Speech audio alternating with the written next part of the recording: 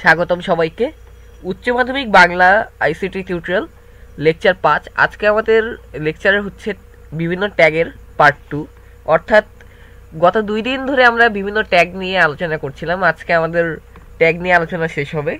তো প্রথমেই আমি আমার পরিচয় দিচ্ছি।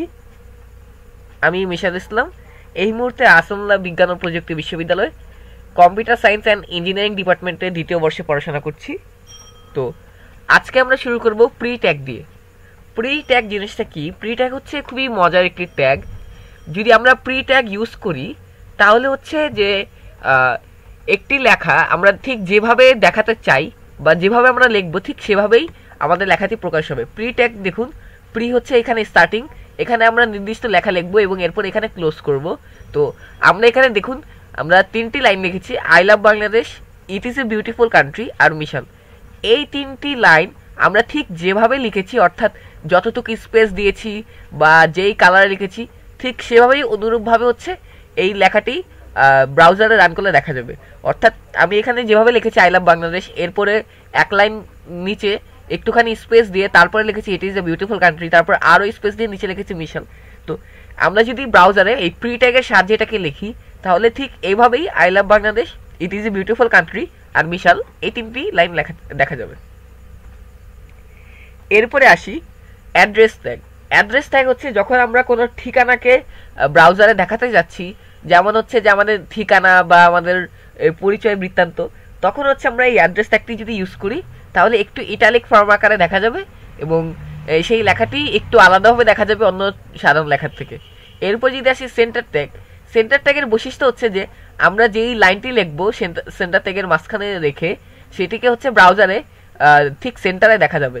এখানে দেখুন আমরা সেন্টার ট্যাগ স্টার্ট করেছি, এরপরে আমাদের একটি লেখা লিখেছি এবং এরপরে যখন আমরা এটিকে ক্লোজ করেছি তখন ব্রাউজারে যদি এই লেখাটিকে রান করি তাহলে দেখা যাবে যে লেখাটি হচ্ছে ঠিক মাঝখানে দেখা যাচ্ছে সেন্টারে। এই জন্য এটিকে বলা হয় সেন্টার ট্যাগ। সেন্টার ট্যাগ এই সেন্টার কিওয়ার্ড ইউজ করে তারপরে করা হয়। এরপরে যদি আমরা যাই, এরপরে মোস্ট ইম্পর্টেন্ট যেই ট্যাগটা যেটা আমরা এখন পর্যন্ত পড়িনি সেটি হচ্ছে মার্কিউ ট্যাগ। মার্কিউ জিনিসটা হচ্ছে যে একটি নির্দিষ্ট লেখা অথবা ইমেজ সেটাকে হচ্ছে কন্টিনিউয়াসলি লেখাটি চলতে থাকবে, অর্থাৎ আমরা একটি নির্দিষ্ট দিকে সেই লেখাটি হচ্ছে মুভ করতে থাকবে, বা যদি ইমেজ দিই সেই ইমেজটি হচ্ছে মুভ করতে থাকবে। তো মার্কিউ কিওয়ার্ড হচ্ছে এটি হচ্ছে স্টার্টিং মার্কিউ ট্যাগ, এরপরে হচ্ছে আমাদের নির্দিষ্ট লেখা, এরপরে হচ্ছে আমাদের এন্ডিং।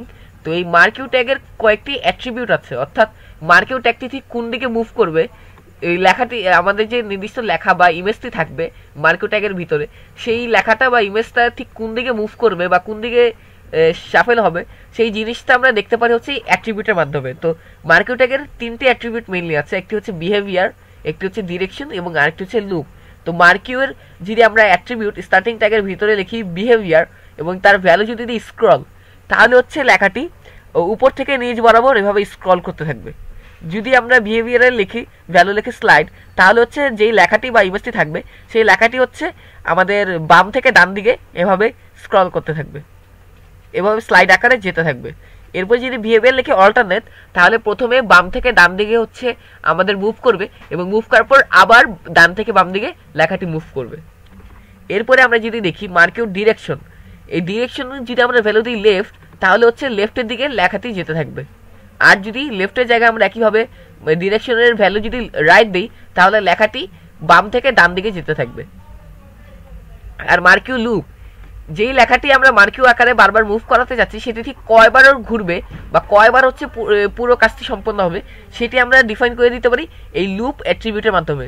লুপের ভ্যালু যদি আমরা 10 দেই তাহলে মার্কিউটি মানে যে লেখাটি বা ইমেজটিকে আমরা মার্কিউ করছি সেই লেখাটি বা ইমেজটি 10 বার এভাবে কন্টিনিউয়াসলি ঘুরবে। তো এই ছিল আমাদের আজকের টিউটোরিয়াল। এরপরে আমাদের আগামী টিউটোরিয়াল 6 থাকবে হচ্ছে কমেন্ট ও লিস্টের উপর, সেটি দেখার জন্য সবার আমন্ত্রণ থাকলো। ধন্যবাদ।